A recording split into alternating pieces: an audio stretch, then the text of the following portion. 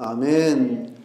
오늘 저는 사무엘상 1장 9절에서 18절 말씀 중심으로 해서 흥하는 집과 망하는 집이란 제목으로 하나님 말씀을 증거하겠습니다. 사무엘상이 시작되면서 두 가정이 바로 나옵니다. 비교되는 가정이 나오는데 하나는 한나의 가정이 나오고 또 하나는 엘리 제사장의 가정이 나옵니다. 여기 1장부터 3, 4장 쭉 읽어보면 결국 그 얘기예요. 한나의 가정과 엘리 제사장의 가정입니다. 특징은 뭐냐? 한나의 가정은 기도하는 집이고 엘리 제사장의 집은 당연히 기도하는 줄 알았는데 기도하지 않는 집이다. 이 다 하나님 백성들입니다. 한나나 엘리 제사장이나 다 하나님 백성이고 더군다나 엘리 제사장은 하나님 집에서 일하는 그 당시에 가장 존경받는 지도자였는데 겉으로 드러나는 그 어떤 형식적인 종교 생활 이것이 실제적으로는 하나님에게 조금 더 감흥을 주지 않는다.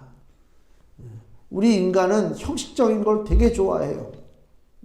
뭐든지 격식을 갖추고 화려하고 웅장하고 쇼를 하고 이런 걸 굉장히 좋아한다고요. 하나님은 그런 거 별로예요. 하나님은 인간의 마음을 보시기 때문에 그 마음에 얼마나 진실성이 있느냐 이게 중요한 것이지 무슨 화려한 행사 현수막 걸어놓고 잔치하고 별로 의미가 없죠. 엘리 제사장의 이렇게 가정을 보면 참 불행한 가정이에요. 다 망했어요. 한날 한시에 아들 둘이 전쟁터에 나가서 죽임을 당하고 그 소식을 들은 아버지는 놀래서 일어나다가 의자에서 넘어져가지고 목이 부러져 죽고 끔찍하지. 그 다음에 며느리는 또 애를 낳다가 죽고 하여튼 야 어떻게 한날 한시에 그런 일이 있을까? 하나님이 왜 그렇게 했을까? 그게 우연히 일어난 것이 아니라 그 엘리 제사장 집을 향한 하나님의 진노와 저주가 있었다. 하나님은 왜 당신의 집에서 수고하는 종의 집을 그렇게 저주하시고 심판하셨느냐? 우리들에게 도대체 뭘 보여주기를 원하시느냐? 그걸 생각해 봐야 돼요. 블레셋 사람 심판한 것도 아니고 아말렉 사람 심판한 것도 아니고 바로 하나님의 자녀를 심판했다. 근데 그 엘리의 특징이 뭐냐? 당연히 하나님을 섬기니까 하나님 앞에 매달리고 하나님을 의지하고 하나님을 공경하고 하나님 말씀에 순종하고 하나님을 경외해야 되는데도 불구하고 이 엘리라고 하는 사람은 형식적이고 거짓된 일꾼이다 그 얘기입니다. 사람들은 그를 존경합니다. 물론 상당 부분 그가 영적인 일을 많이 했지만은 결과적으로 봤을 때에는 이 사무엘상이 딱 등장할 때 우리가 사무엘상이라고 하는 이 성경의 제목에서도 알다시피 사무엘상 그러면 누가 주인공이에요? 엘리가 주인공입니까? 사무엘이 주인공이지. 그러면 진짜 사무엘상의 주인공은 그럼 사무엘이냐? 실상은 그 사무엘을 이 땅에 보내고 사무엘을 통해서 하나님의 일을 이루시는 하나님이 주인공이 되신다 그 얘기입니다. 그러니까 사람들은 다 존경받기를 원하고 남들로부터 인정받기를 원해요. 인간의 욕구 중에 하나가 인정받는 거래요. 남한테 인정받는 거래요. 인정을 못 받으면 거기서 갈등이 생기고 우울증이 생기고 좌절감이 생기고 그래요. 인정을 해주면 신이 나서 일을 하잖아요. 다 사람들이 어려서부터 공부 열심히 해라, 출세해야 된다, 그게 왜 그래요? 인정받으려고, 저 강원도 아니면 경상도 저 산골에 가서 농사 짓고 살려면야 그렇게 할 필요는 없겠지. 근데 왜 이렇게 열심히 경쟁하고 그냥 학원 다니고 남한테 뒤지면 그냥 분해가지고 씩씩거리고 그러느냐? 내가 니네들보다 낫다. 나 좀 인정해줘라. 그거 아닙니까? 근데 우리가 항상 이 정권이 바뀌고 이 장관 후보자들 이런 사람들 이야기들이 언론에 나오는 걸 보면 그 사람들은 하여튼 우리보다는 잘났겠지 뭔가 그러니까 장관이 되든지 뭐가 되든지 되겠는데 그 얘기가 나오는 거 보면 조금 더 본받을 만한 것은 없다. 그렇죠? 본받을 게 뭐가 있어요? 다 자기 가족들, 내 삶을 위해서 발버둥치고 어떻게 하면 출세하고 어떻게 하면 남보다 위에서 있고 다 거기에 초점을 맞추는 거지. 내 가족이 희생당하고 내 가족이 좀 피해를 본다 할지라도 난 국가와 민족을 위해서 일을 해왔다 라고 하는 사람이 있으면 지금이라도 나와보라 그래. 우리가 그런 얘기 하잖아요. 어렸을 때 역사 배울 때 백제가 멸망할 때 그 계백 장군이 황산벌 전투에 나갈 때 5,000명의 결사대를 거느리고 나가고 신라와 당나라는 수만 명이 몰려드는데 싸워서 이길 재주가 없잖아요. 근데 사람들 심리는 뭐예요? 내 가족을 먼저 생각해요. 다 그래요. 그래서 막 부대에서 탈영하고 내 가족으로 돌아가고 내 가정의 삶을 지키기 위해서 내 지금 있는 내 위치를 벗어난단 말이에요. 그 계백 장군이 먼저 본을 보이잖아요. 난 가정으로 돌아가지 않는다. 그래서 어떻게 해요? 물론 그런 일은 지금 시대의 사고방식 갖고는 이해가 안 되지만 그래서 자기 가족을 다 죽이잖아요. 죽이고 전쟁터에 나갑니다. 이제 돌아갈 집도 없어요. 나를 반겨줄 가족도 없어요. 나는 여기서 죽으리라. 그리고 싸운 거 아닙니까? 대단한 사람이잖아요. 그런 리더십을 갖고 있는 지도자가 있습니까? 대한민국에? 아니 뭐 대한민국까지도 아니야. 뭐 전 세계 다 뒤져보란 말이야. 다 자기 이득만을 따지고 산단 말이에요. 예? 이 하나님께서 보실 때에 물론 일반적인 삶이야 그렇다 손치지만 하나님을 섬기는 하나님의 자녀들이 하나님을 주인공으로 삼지 아니하고 자기가 주인공이 되고 자기가 애써서 살아가는 그 모습들이 하나님 눈에는 마땅치 않다. 특히 여기 엘리 제사장의 행위를 보면 마땅치 않은 부분들이 많아요. 우리 성경을 한번 자세히 보세요. 제가 핵심을 볼 때 한 가정은 기도했고 한 가정은 기도하지 않았다. 기도라고 하는 것이 뭐예요? 나의 약함을 주님 앞에 고백하고 주님 앞에 맡기는 거란 말이에요. 근데 자기가 남들한테 인정받고 존경받고 뭐 가만히 있어도 저절로 수입이 들어오고 뭐 괜찮으니까 하나님 앞에 매달릴 일이 없죠. 그렇잖아요. 모든 면에서 내 삶이 다 풍성한데 내가 하나님 앞에 막 매달리겠습니까? 더 쉽게 얘기하면 지금 당장 옛날 우리 한 20년 전 교회 개척하고 막 저만 해도 기도하는 마음이 많이 바뀐 것 같아요. 그 참 회개할 일이지만 처음에 개척하고 지하실에서 있을 때 그때 그 긴박한 느낌, 어떤 그 애절한 느낌, 뭐 그런 게 있어요. 기도를 해도 하나님 이렇게 안 해주시면 이거 어떡합니까? 매달려가지고 막 시간을 들이고 막. 지금은 시간이 좀 나면 목사님들 만나서 어디 맛있는 데 좀 먹으러 갈까? 이런 생각이 든단 말이에요. 예? 어디 여행 좀 한번 가봐야 되는데 이런 생각이 든단 말이에요. 또 기도하다가도 이거 뭐 무슨 일을 처리해야 되는데 이거 빨리 기도 끝나고 어떻게 움직여야 되는데 그런 마음이 들 때가 많단 말이에요. 이걸 회개해야지. 엘리 제사장을 보면서 누굴 봐요? 자기 자신을 본다. 무서운 얘기예요. 무서운 얘기예요. 기도할 기회를 줬어요. 기도할 위치에 올라갔어요. 기도할 자격을 줬어요. 근데 기도하지 않아요. 돌이킬 수가 없는 거예요. 예수님이 우리가 잘 아는 누가복음 18장에 기도에 대한 비유가 있잖아요. 주님이 비유 말씀을 하시면서 어느 도시에 그 억울한 일을 당한 과부 여자가 있고 또 사람과 하나님을 무시하는 재판장이 있다. 그래서 비유 말씀을 하시는데 누가복음 18장 1절에 항상 기도하고 낭망치 말아야 될 것을 저희에게 비유로 하여 가라사대. 항상 기도하고 낭망치 말라. 이게 하나님의 뜻입니다. 그 얘기는 무슨 얘기냐면 우리 인간의 뜻은 뭐예요? 항상 기도하지 않고 수틀리면 낭망하는 것이 인간의 뜻이죠. 그래서 원망하잖아요. 잘 되면 내 탓이고 못 되면 누구 탓이요? 다 조상 탓이지. 조상 묘 가지고 씨름 안 되니까 이리 옮기고 저리 옮기고 그런 정말 참 한심한 사람들이 많죠.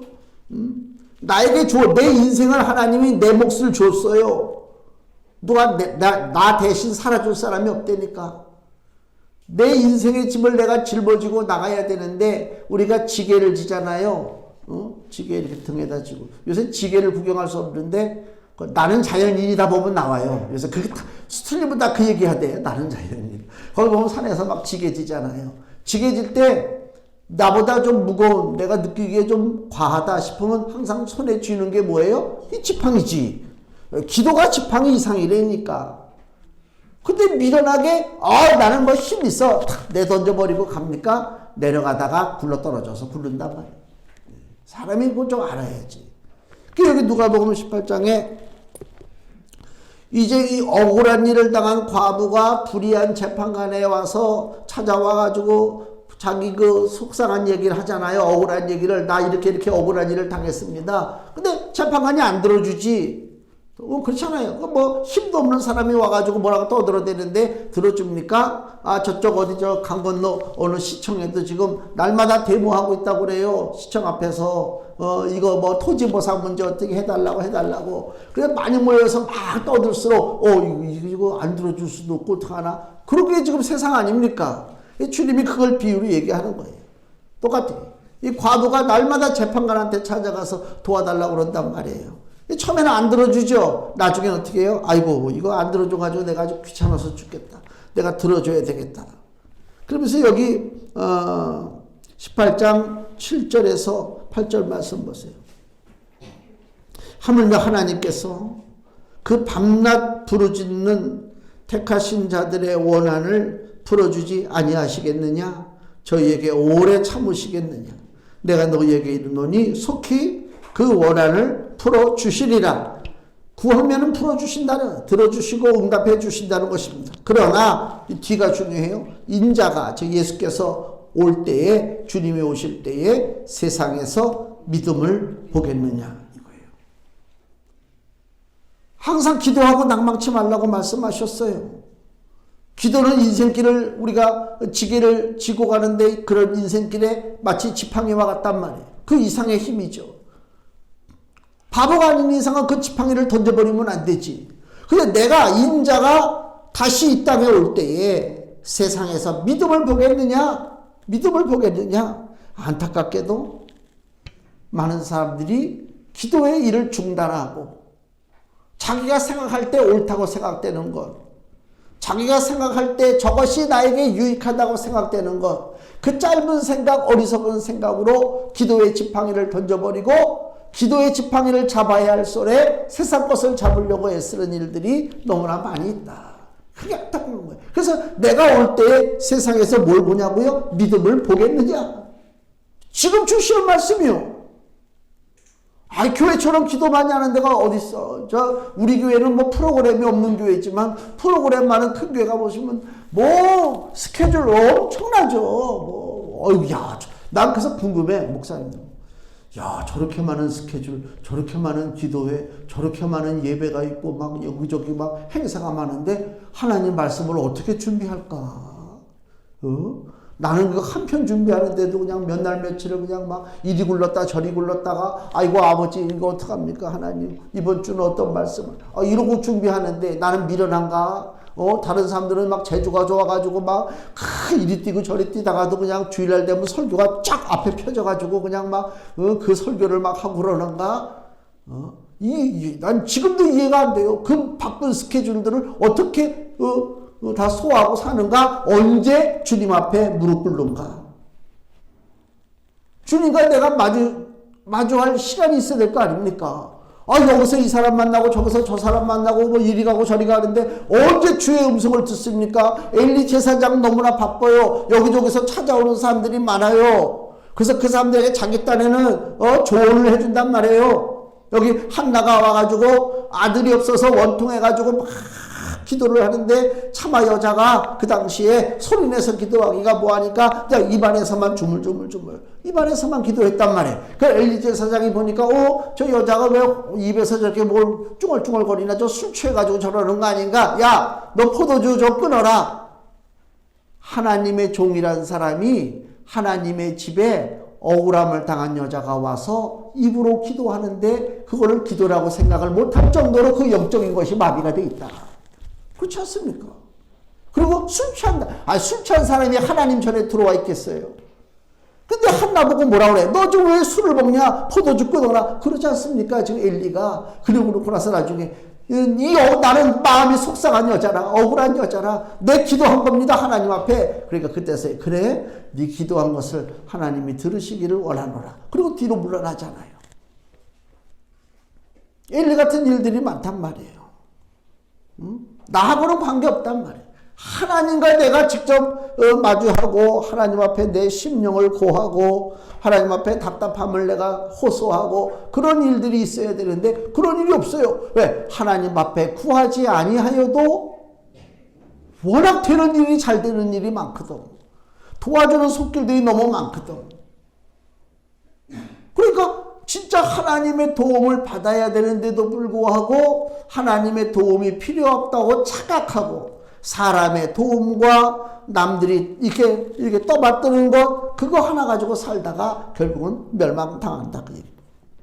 기도라고 하는 것은 눈물을 흘리면서 씨를 뿌리는 것과 동일하다. 성경이 그렇게 우리에게 표현합니다. 시편 126편 5절 말씀을 보세요. 시편 126편 5절입니다. 눈물을 흘리며 씨를 뿌리는 자는 기쁨으로 거두리로다 그랬습니다. 땅이 버려졌어요. 오랜 세월 몇십 년 동안 이 시편 126편은 이스라엘 백성들이 그 바벨론의 포로로 끌려갔을 때 그리고 그 포로에서 해방되기를 찬양한 노래가 바로 시편 126편이에요. 남의 땅에 붙잡혀 갔단 말이에요. 고국으로 돌아와요. 돌아오는데 몇십 년 동안 돌보지 않은 땅이 있잖아요. 그 땅이 뭐 오죽합니까? 황폐화가 돼가지고. 지금이나 사람이 많으니까 땅이 노는 땅이 없지. 옛날에는 사람이 없을 때니까 노는 땅이 많다고요. 자기 땅만 개간하는 거지. 내 땅을 내가 개간하지 않으면 그 땅은 금방 황무지가 된단 말이에요. 그 몇십 년 만에 돌아왔어야 돼. 고향 땅으로 해방돼서 돌아왔는데 땅이 황무해요. 뭐 가시덤불에 자갈에다가 뭐 이런 말할 수가 없죠. 그거를 개간하려면 어떻게 개간합니까? 웃으면서 야 좋다 신난다. 왜 이렇게 일이 재밌는가. 물론 심령적으로는 그렇겠지만 육신적으로 볼 때 너무너무 고달픈 일이지.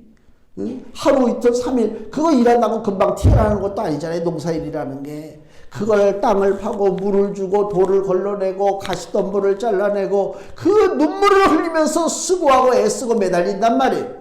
그 결과가 열매를 얻는 거다. 기도도 마찬가지요.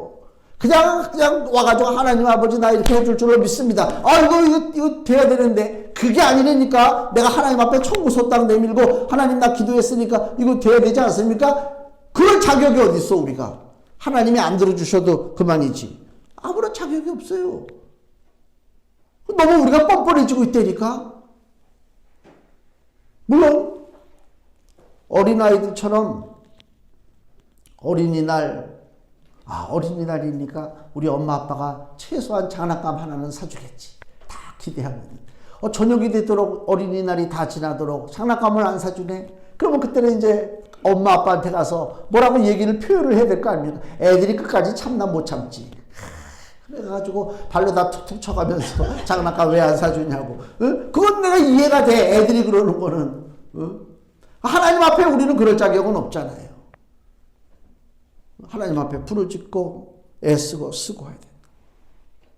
하나님이 주신 축복의 땅이 우리에게 다 있습니다. 우리 각자에게는 다 축복의 땅이 있어요. 하나님 주시는 은혜가 있단 말이에요. 하나님이 우리를 이 땅에 보내실 때 너 대충 살다가 그냥 와라 그게 아니에요.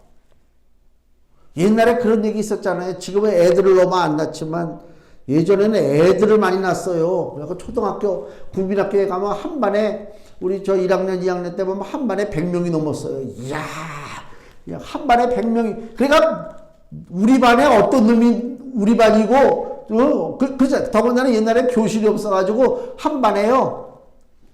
한 교실에 두 반이 모였어. 아유, 그러니까 뭐 200명이 모인 거지. 와갈. 정신이 없지 뭐 누가 누군지 막. 그래서 어른들이 뭐라고 그래요? 그냥 애를 낳으면 다 자기 먹을 거 가지고 태어난다 그러잖아요. 그게 어떻게 보면 맞는 얘기요. 왜? 하나님이 다 주신단 말이에요. 하나님이. 그러니까 걱정하지 말고 애를 낳으니까 제발 좀 걱정하지 말고. 그게 은혜, 그게 하나님의 은혜란 말이에요. 그게. 막 그냥 나도 그래서 할아버지가 되고 싶어요. 그게 좋다니까, 그게. 그럼 우리 교회에도 막 애들이 막 뛰어서 그냥 막 놀았으면 좋겠어요. 옛날에, 청년 때 교회 다닐 때는, 교회 그때는 수천 명 모이는 교회니까 애들도 막 데려오잖아요. 그럼 애들이 막 우는 애, 뛰어노는 애, 강당까지 기어 올라가려고 하는 애들 있으면 막 장로님들이 막 기겁을 하고 그렇게 하지 말라 이게야. 예수님도 아이들이 나에게 오는 거 막지 말라고 그랬는데, 나도 우리 강단에 좀 애들이 좀 기어 올라왔으면 좋겠어. 좀 살아있는 느낌이 나야지. 그렇지 않습니까?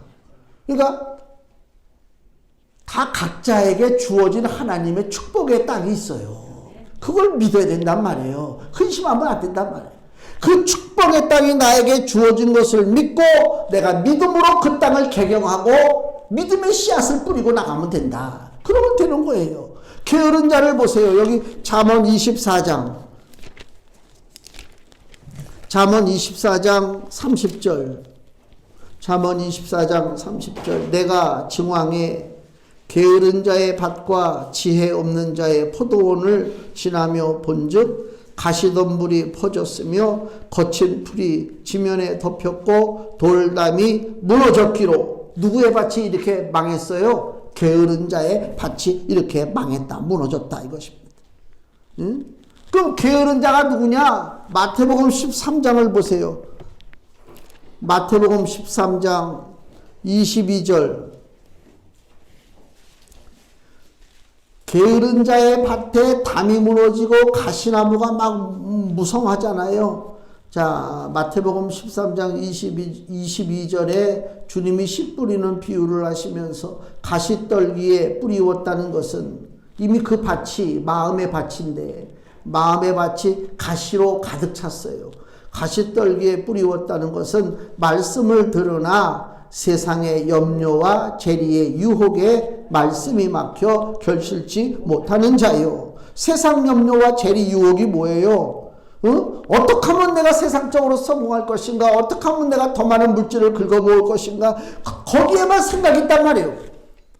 그러니까 우리는 이 땅에서요, 똑같은 대한민국 사람이고 똑같은 눈, 코, 입을 가지고 살아가고 있지만요, 우리는 근본적으로 틀려요. 세상 사람들하고. 뭐가 틀리느냐? 세상 사람들은 세상을 하나로 알고 살아요. 한 세상 산단 말이에요. 우리는 두 세상을 살아요. 한 세상은 나그네 길로 잠깐 살고요. 두 번째 세상은 영원한 내 아버지 나라에서 산단 말이에요. 이게 아주 기본적으로 틀린 구조예요.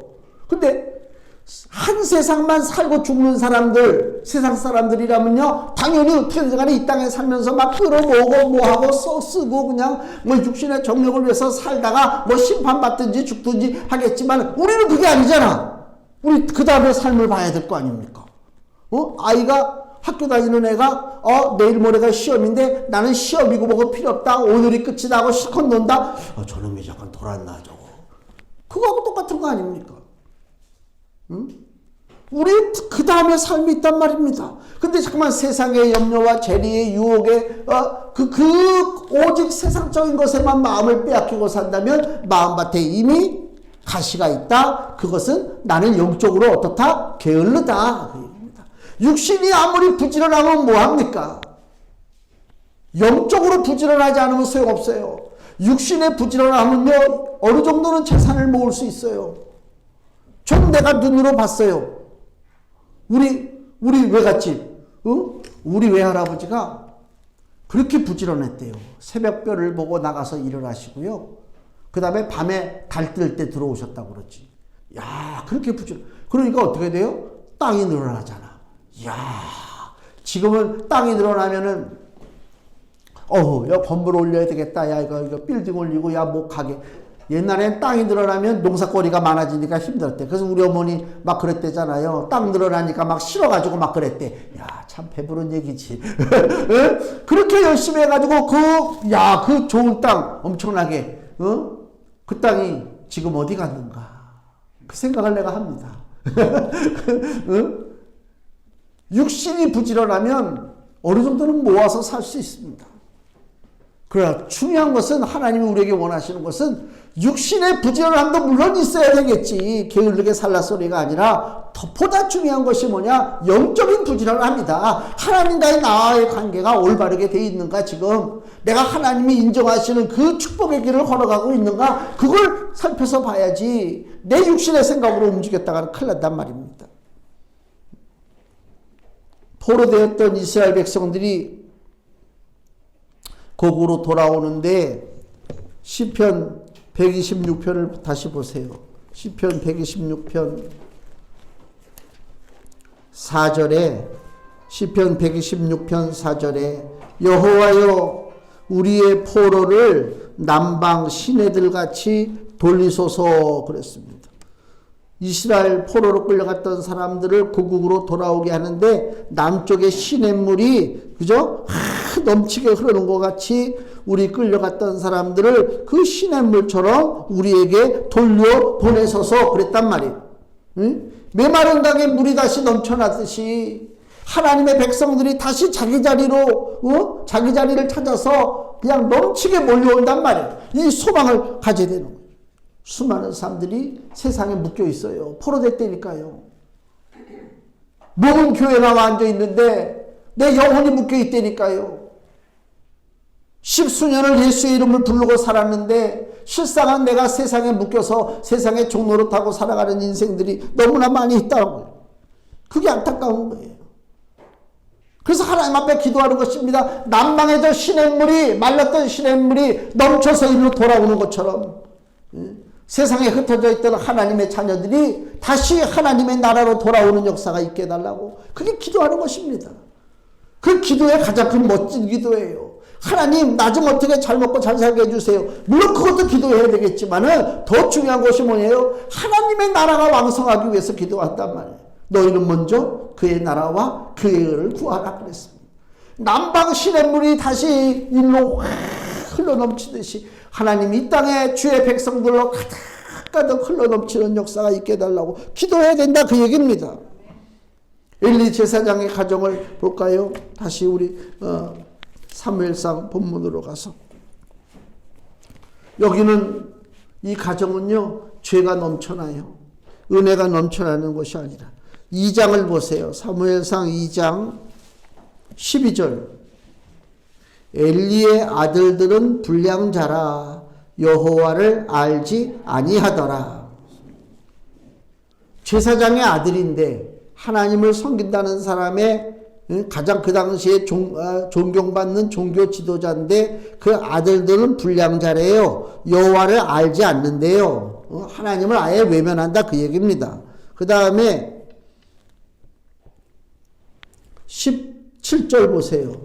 17절 이 소년들의 죄가 여호와 앞에 심히 크면 그들이 여호와의 제사를 멸시함이었더라. 하나님 앞에 제물을 드리는데 그 당시에는 고기를 삶아서 이렇게 하나님 앞에 드린단 말이에요. 고기를 삶는데 마치 그 고기가 자기 것인 것처럼 엘리의 두 아들 홈니와 비나스가 그 고기 삶는 데 가서 갈고리로다가 고기를 찍어서 좋은 고기는 자기가 먹고 나쁜 고기는 그냥 하나님 앞에. 이게 말도 안 되는 소리지 이게. 또 2장 22절 사무엘상 2장 22절 엘리가 매우 늙었더니 그전부터도 엘리의 아들들이 불량자여 하나님의 제사를 멸시하고 살았는데 22절 엘리가 매우 늙었어요. 세월이 흘렀다는 얘기죠. 상황이 안 바뀌었어요. 그러니까 엘리가 굉장히 이게 사람이 교육을 제대로 못 시키는 거고 너무 방관했지. 그래서 22절에 엘리가 매우 늙었더니 그 아들들이 온 이스라엘에게 행한 모든 일과 회막문에서 수종드는 여인과 동침하였음을 듣고 이건 말할 수 없는 더러운 짓거리를 아들들이 또 하고 있단 말이에요. 그래서 여기 뭐라고 그래요? 24절 내 아들아 그리 말라 내게 들리는 소문이 좋지 아니하니라 너희가 여호와의 백성으로 범과 즉 잘못을 저지르게 하는도다. 사람이 사람에게 범죄하면 하나님이 판결하시려니와 사람이 여호와께 범죄하면 누가 위하여 간구하겠느냐 하되 그들이 그 아비의 말을 듣지 아니하였으니 이는 여호와께서 그들을 죽이기로 뜻하셨음이었더라. 여기 보면은 자 엘리의 말을 자세히 보세요. 사람이 사람에게 범죄하면 하나님이 판단하신다는 거 아닙니까? 근데 사람이 여호와께 범죄하면 즉 하나님을 무시하고 하나님의 제사를 멸시하고 하나님의 전에서 못된 짓거리를 하고 그러면 누가 위하여 간구하겠느냐? 간구할 사람이 없다. 천만의 말씀이요. 왜 아버지가 돼가지고 왜 간구를 못해? 아들이 죽을 죄를 짓고 있는데 왜 아버지가 기도를 못해? 한나는 아들 없다고 그저 눈물 흘리고 아주 통곡을 하면서 기도했단 말이야.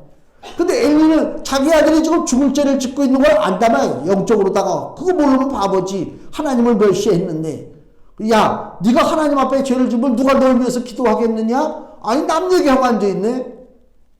기도해야지. 금식 기도라도 해야지. 그죠? 아들을 두드러 패서라도 기도해야지. 이런 사건을 통해서 나는 또 뭐가 궁금하냐면요. 엘리의 처는 어디가 있는가? 엘리 아들 홈니와 비느하스의 엄마는 지금 어디 가서 뭐하고 있는가? 혼자서 호의호식하고 멋지게 꾸미고 살아가고 있는가? 자기 자식이 죄를 짓고 하나님 앞에 심판받을 지경인데 그 엄마는 왜 옷을 찢고 회개하고 기도하지 않는가? 그 생각이 든단 말이에요. 여기서 이게 차이점이 나타나는 거예요. 기도하지 않는 가정이라 망하는 가정이다 이거예요. 한나가 기도한 것처럼만 기도하면 하나님이 왜 외면하시겠어요? 왜 하나님을 나쁜 하나님을 만들어? 하나님을 나쁜 하나님 만들어 거지. 하나님은 우리에게 회개할 기회를 준단 말입니다. 심지어는 우리 누가복음에 예수님께서 십자가에서 돌아가실 때 예수님 우편의 그 강도가 뭐라고 그래요? 주여 주의 나라가 임하실 때 나를 기억하소서. 그 강도가 평생 동안 좋은 일 하고 산 것이 없어요. 사람을 죽이고 도둑질하고 강도질하고 살았단 말이에요. 근데 예수님 뭐라고 그래? 그 말 한마디 할 때 나를 좀 기억하소서라고 하는 말을 할 때 예수님 뭐라고 해요? 네가 오늘 나와 함께 낙원에 이르리라 그랬단 말이에요. 회개할 기회가 주어지고 그 회개할 기회를 타서 주 앞에 부르짖는 자를 주님이 외면하지 않는다. 우리 하나님을 못된 하나님으로 만들지 말라 그 얘기입니다. 엘리는 지금 큰 실수를 했단 말이에요. 그래서 여기 사무엘상 2장 30절에 그러므로 이스라엘 하나님 나 여호와가 말하노라. 하나님이 지금 진노하시죠.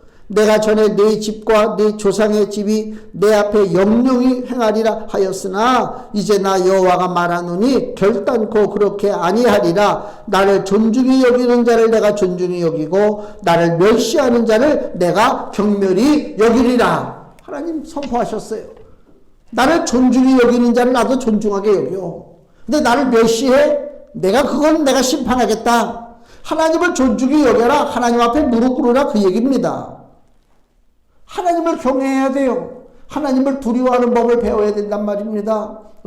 여러 가지 많은 것을 우리들이 배우고 살아가잖아요. 지금은 너무 빨리 세상이 변하는 세상이 돼서 햄버거집에 햄버거를 먹으러 가도 여기 아마 햄버거 못 먹고 오시는 분들이 많을 거예요.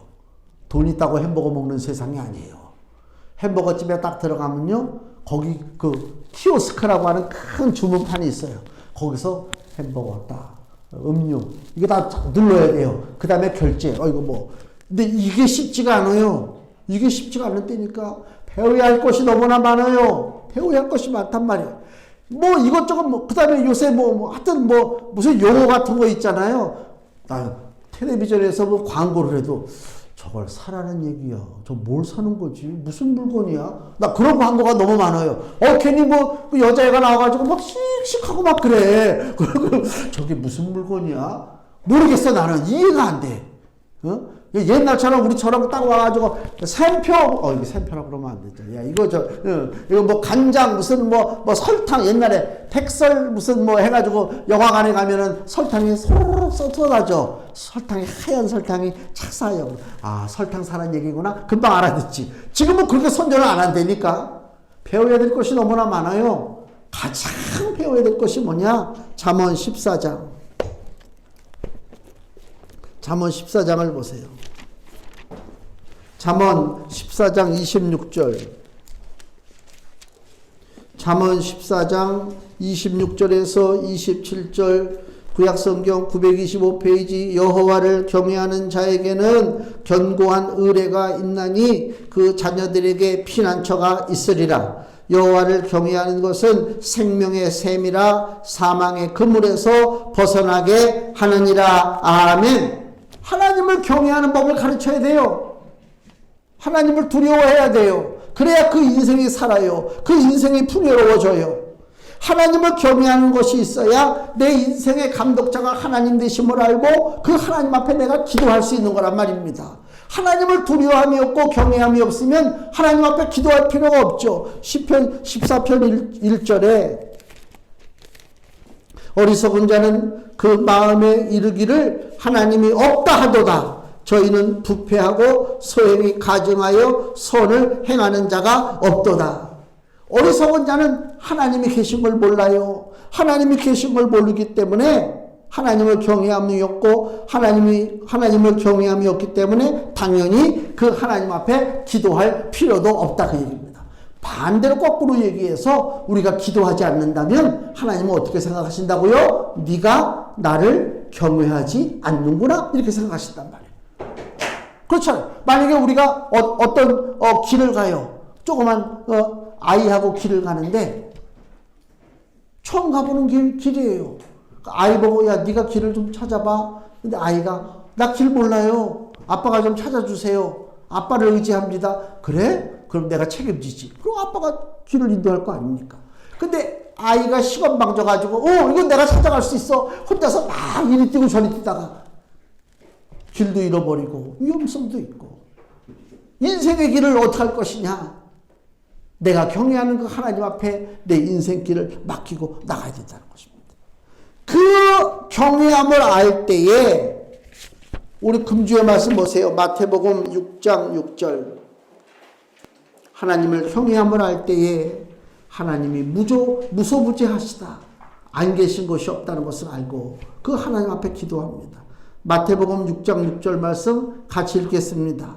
너는 기도할 때에 내 골방에 들어가 문을 닫고 은밀한 중에 계신 내 아버지께 기도하라. 은밀한 중에 보시는 내 아버지께서 갚으시리라. 아멘. 은밀한 중에 하나님이 보고 계십니다. 그 하나님 앞에 기도하는 것입니다. 기도한다고 하는 것은 내 삶에 닥친 위험과 위기를 잘 알고 있다는 것입니다. 내 삶에 위기가 왔구나. 그걸 알 때 기도하는 거예요. 기도하지 않는다는 얘기는 뭐예요? 위기가 왔어도 그것이 위기인 줄 모르고 사니까 기도하지 않는 거란 말이에요. 한나가 기도했어요. 왜 기도해요? 여기 본문에 보세요. 1장 6절에서 7절. 사무엘상 1장 6절 7절. 여호와께서 그로 성태치 못하게 하심으로 애를 못 가져요. 성태치 못하게 하심으로 그 대적 분인 나가 그를 심히 격동하여 번민케 하더라. 남편이 아내가 둘이 있어요. 하나는 분인 나고 하나는 바로 한나예요. 근데 분인 나는 자녀가 있고 한나 자신은 자녀가 없어요. 근데 그때마다 그냥 그렇게 살면 되는데 다른 여자 분인 나가 그 한나를 괴롭힌단 말이에요. 너 자식도 없지? 그래서 여기 7절 매년에 한나가 여호와의 집에 올라갈 때마다 남편이 그같이 하매 분인나가 그를 격동시키므로 화가 나게 만드는 거죠. 야올리는 거지. 넌 자식도 없는 애가 뭐 이래가면서 이 분인나가 그 한나를 격동시키므로 그가 울고 먹지 아니하니 그랬어요. 한나의 삶을 괴롭히는 존재가 있잖아요. 분인나라고 하는. 그때 이 한나는 어떻게 한다고요? 기도하는 거랍니다. 하나님 앞에. 하나님 나 억울합니다. 나 너무 슬픕니다. 마음이 괴롭습니다. 하나님 앞에 기도하는 거예요. 그럴 때 기도하는 삶에 하나님의 놀라우신 은혜의 손길이 함께 하시는 것입니다. 내 힘만 의지하고 살기를 원하는 사람은 그렇게 살아요. 그러나 나는 내 힘만 의지하지 않습니다. 왜? 내 힘이 보잘것없다는 것을 진작 깨달았기 때문에 그래요. 그죠? 하나님의 능력을 의지하라. 이게 지혜로운 사람입니다. 아직도 내 힘을 의지합니까? 요새 제가 저 TV 프로그램 중에 하나 참 재밌게 보는 게 옛날 은퇴했던 야구 선수들이 있어요. 어저께 재방송을 봤는데 왕년에 그렇게 잘했던 선수들인데 고등학교 야구팀하고 경기를 하는데 절절매해. 뭐 실수하고 뭐 안 되고 뭐 안타도 못 치고 옛날에 그렇게 잘했어.